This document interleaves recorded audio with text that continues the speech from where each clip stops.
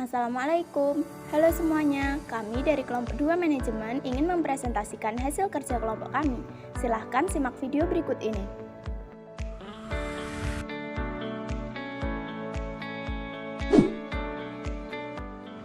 Apa sih manajemen itu?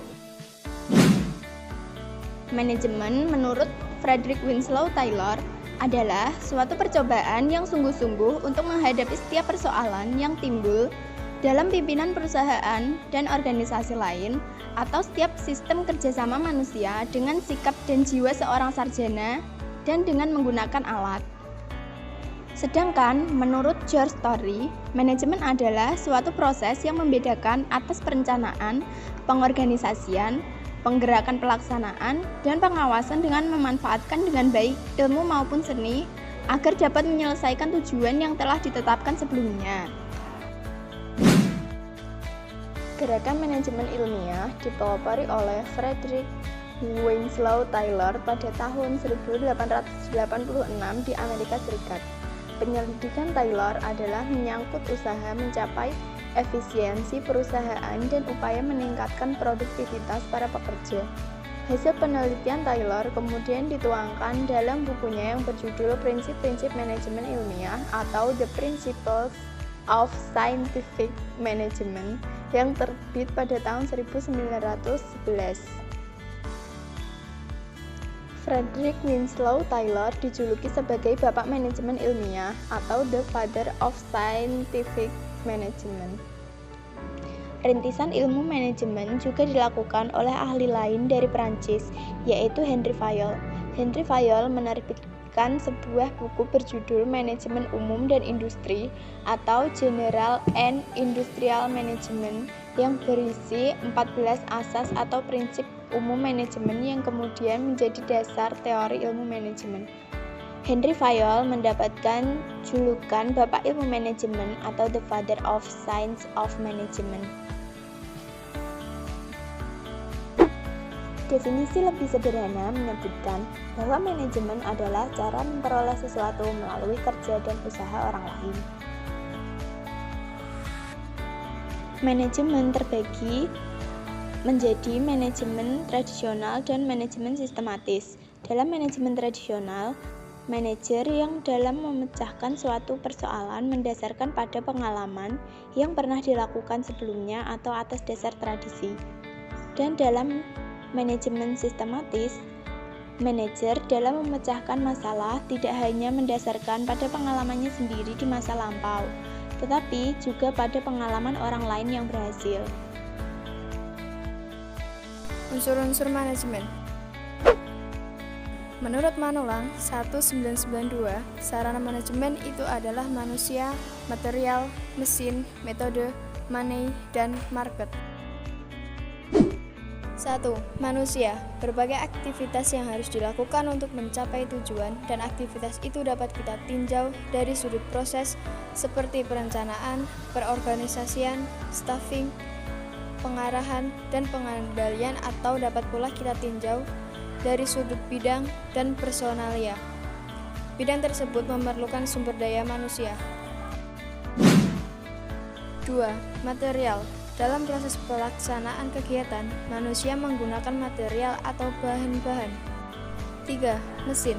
Dalam kemajuan teknologi, manusia bukan lagi sebagai pembantu mesin seperti pada masa lalu. Mesin telah berubah kedudukannya menjadi pembantu manusia. 4. Metode. Untuk melakukan kegiatan secara berdaya guna dan berhasil guna, manusia dihadapkan kepada berbagai alternatif, metode atau cara melakukan pekerjaan. 5. Uang. Uang sebagai sarana manajemen harus digunakan sedemikian rupa agar tujuan yang diinginkan tercapai.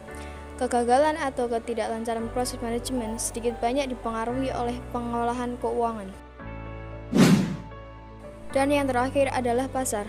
Pemasaran produk uang dihasilkan tentu sangat penting bagi kelangsungan proses produksi dari perusahaan itu sendiri. Pasar sangat penting untuk dikuasai demi kelangsungan proses kegiatan perusahaan atau industri. Agar pasaran dapat dikuasai, maka kualitas dan harga barang harus sesuai dengan selera dan daya beli konsumen.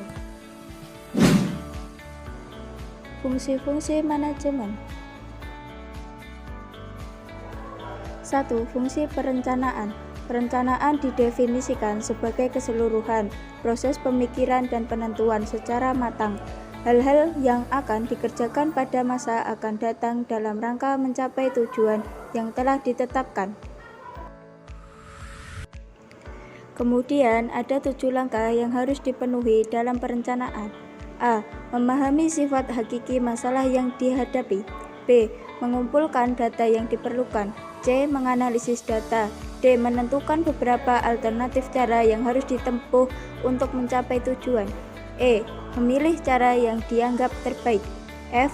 Melaksanakan pembuatan rencana.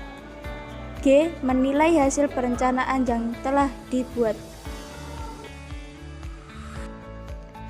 Fungsi pengorganisasian, organizing. Organisasi dapat diartikan sebagai bentuk kerjasama atau persekutuan antara orang untuk pencapaian tujuan bersama.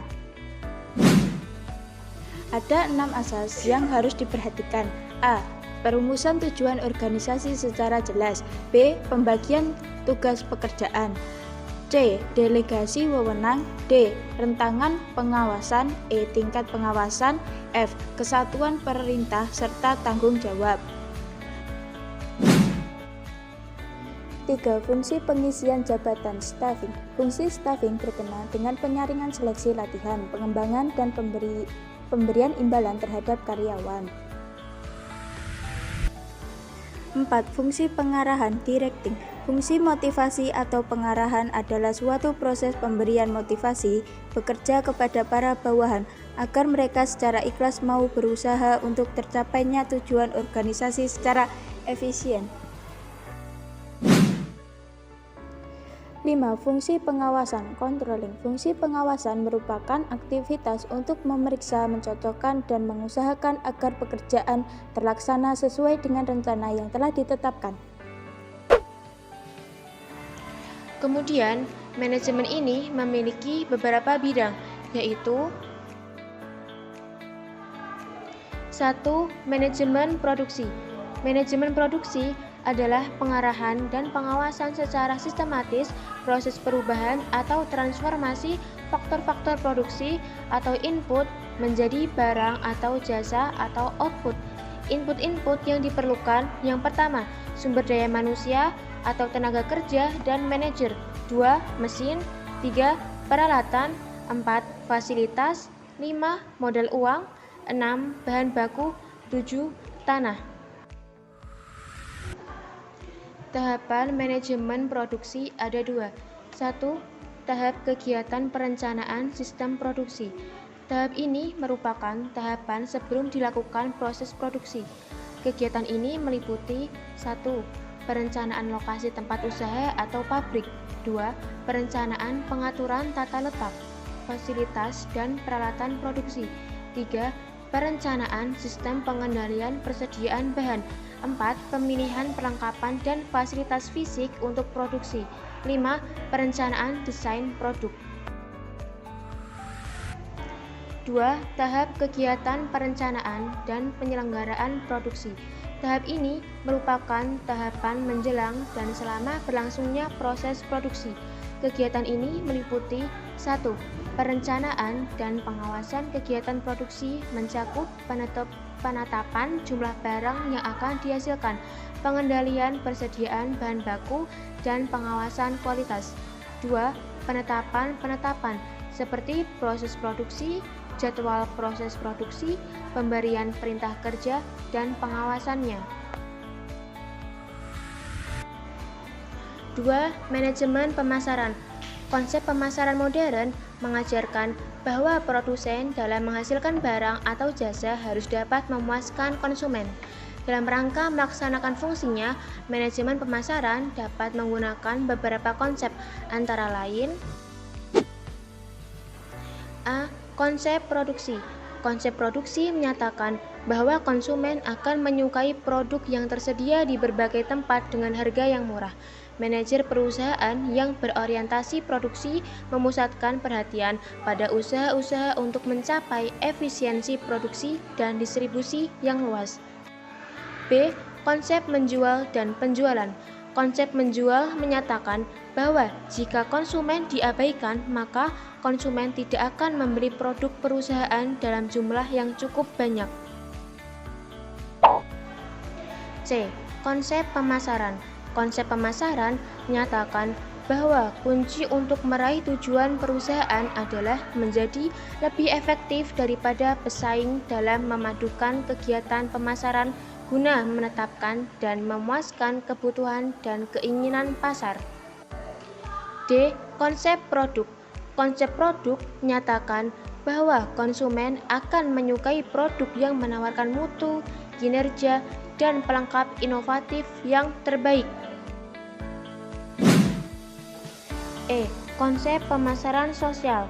Dalam konsep pemasaran sosial, perusahaan bertindak berdasarkan 3 pertimbangan, yaitu laba perusahaan, pemuasan keinginan konsumen, dan kepentingan masyarakat. 3. Manajemen keuangan. Manajemen keuangan atau financial management sering juga disebut sebagai manajemen pemodalan atau pembelanjaan perusahaan atau business finance. Manajemen keuangan mencakup penanganan masalah 1. Kebutuhan keuangan badan usaha 2. Perencanaan struktur keuangan badan usaha 3. Sumber-sumber modal dan 4. Analisis laporan keuangan. Sebagai upaya menangani masalah kebutuhan keuangan dan sumber-sumber modal, diusahakan untuk mencari sumber dana dengan cara dan syarat yang paling menguntungkan. Kegiatan pencarian sumber dana disebut pembelanjaan pasif, yang berarti menerima dana dari berbagai sumber, sedangkan kegiatan penggunaan dana disebut pembelanjaan aktif, yang berarti menggunakan dana yang diterima.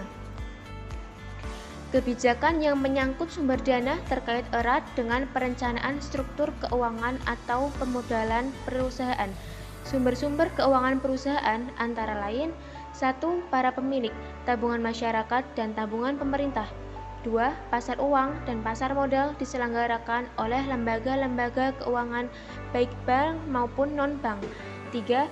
Penjualan saham, baik secara tertutup untuk kalangan tertentu, misalnya di lingkungan keluarga, maupun secara terbuka di bursa saham atau bursa efek. Suatu badan usaha akan selalu menekankan pada upaya memelihara efisiensi perusahaan dalam menangani masalah analisis laporan keuangan. Efisiensi perubahan dapat dilihat dari 1. Kemampuan memenuhi seluruh kewajiban seandainya perusahaan dibubarkan atau dilikuidasi. 2. Kemampuannya mendatangkan laba. Oleh karena itu, laporan keuangan suatu badan usaha harus disertai analisis-analisis sebagai berikut. 1. Likuiditas adalah kemampuan atau kelancaran membayar kewajiban-kewajiban jangka pendek seperti utang, gaji atau upah karyawan, dan pembelian bahan baku. 2. Solvabilitas adalah kemampuan membayar seluruh kewajiban seperti utang jangka pendek atau jangka panjang, pembayaran gaji atau upah seandainya perusahaan dibubarkan. 3. Rentabilitas adalah kemampuan perusahaan dalam menciptakan laba. 4. Manajemen sumber daya manusia. Manajemen sumber daya manusia juga disebut manajemen tenaga kerja. Manajemen sumber daya manusia adalah cabang manajemen yang berurusan dengan penanganan hubungan antara perusahaan dan para pekerjanya, yang mencakup persoalan penerimaan dan seleksi, pelatihan dan pengembangan, pemberian kompensasi atau imbalan, dan kesejahteraan karyawan, serta hubungan industrial. Kelima, manajemen administrasi atau akuntansi. Manajemen administrasi atau manajemen tata usaha adalah pengelolaan kegiatan yang bukan peristiwa keuangan atau kekayaan. Sedangkan manajemen akuntansi atau manajemen tata buku adalah pengelolaan peristiwa keuangan atau kekayaan. Kegiatan yang dikelompokkan di luar peristiwa keuangan adalah pengetikan, surat menyurat, pengarsipan, pembuatan dokumen, pengadaan formulir, dan penyelenggaraan rapat. Sedangkan peristiwa-peristiwa keuangan atau kekayaan yang dapat dicontohkan adalah penjualan saham, pembelian mesin-mesin, pembelian bahan baku, dan pembayaran upah kerja. Terdapat 3 bidang akuntansi. Yang pertama, ada akuntansi keuangan. Akuntansi keuangan adalah pencatatan peristiwa-peristiwa yang menyebabkan perubahan kekayaan, baik besarnya maupun strukturnya. Yang kedua, ada akuntansi biaya. Akuntansi biaya adalah pencatatan perhitungan biaya produksi, biaya penjualan, biaya-biaya lain, dan laba rugi. Yang ketiga, akuntansi manajerial. Akuntansi manajerial adalah akuntansi yang khusus disiapkan sebagai laporan atau bahan informasi bagi manajer, yang selanjutnya oleh manajer akan digunakan dalam pengawasan dan pengambilan keputusan. Terakhir, penerapan fungsi manajemen dalam kegiatan sekolah. 1. Penerapan fungsi perencanaan. Penerapan fungsi perencanaan yang berkaitan dengan kegiatan manajemen di sekolah. A. Menetapkan tujuan kegiatan. B. Menetapkan pelaksanaan kegiatan untuk mencapai tujuan. C. Mengembangkan alternatif-alternatif untuk mencapai hasil lebih optimal. D. Mengumpulkan informasi yang penting untuk mendukung kegiatan. E. Mengkomunikasikan rencana kepada pihak yang berkepentingan. 2. Penerapan fungsi pengorganisasian. Penerapan fungsi pengorganisasian adalah menentukan tugas dan wewenang serta tanggung jawab yang jelas kepada personel yang terlibat dalam kegiatan. Dengan kejelasan tugas dan tanggung jawab masing-masing, kegiatan tersebut akan berlangsung sesuai dengan yang direncanakan. 3. Penerapan fungsi penggerakan. Penerapan fungsi penggerakan meliputi menyusun waktu dan pembiayaan secara rinci dan jelas, mengeluarkan instruksi ke arah pencapaian tujuan, membimbing, memotivasi, dan melakukan supervisi memberi arahan yang jelas. Ketua memegang peranan penting untuk menggerakkan anggotanya agar dapat mengoptimalkan anggota dalam melaksanakan tugasnya. 4. Penerapan fungsi pengawasan. Penerapan fungsi pengawasan termasuk mengawasi pihak-pihak terkait. Selain itu, juga mengevaluasi pelaksanaan kegiatan apakah sejalan dengan rencana, merumuskan tindakan koreksi bila ada penyimpangan. Penerapan fungsi pengawasan didasarkan pada tanggung jawab yang di dalamnya terkandung norma etika dan sosial sebagai suatu kesanggupan untuk menjalankan kewajiban sebaik-baiknya. Sekian video presentasi dari kelompok kami, kurang dan lebihnya mohon dimaafkan. Wassalamualaikum.